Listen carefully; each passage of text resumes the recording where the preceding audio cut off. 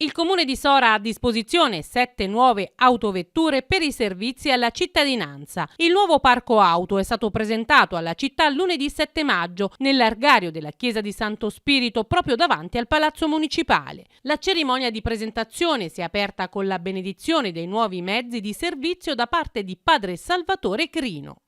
Soddisfazione è stata espressa dal sindaco di Sora Roberto De Donatis per aver dotato l'ente di mezzi necessari, ma di aver comunque conseguito un risparmio economico.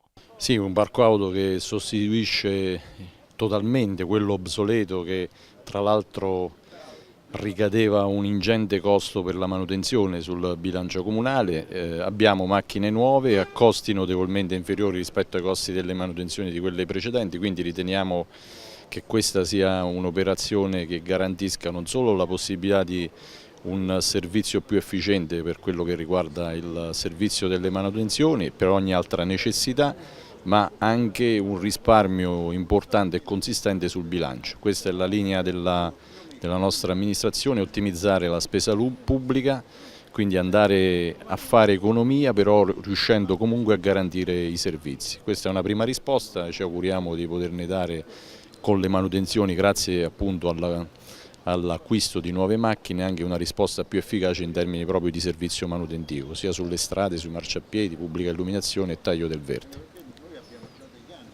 Il consigliere delegato alla manutenzione dal patrimonio Lino Caschera ha voluto evidenziare la necessità del rinnovo del parco auto comunale che permetterà ai dipendenti di essere più efficienti. 7 nuovi mezzi che vanno a sostituire le macchine che comunque abbiamo già rottamato l'anno scorso, perché da quando siamo arrivati abbiamo trovato un parco auto praticamente distrutto, con macchine ferme, operai che andavano con attrezzi in mano passeggiando per la città, andando a lavorare sui parchi a piedi con molte difficoltà. Quindi abbiamo trovato la possibilità di fare questa azione con noleggio a lungo termine.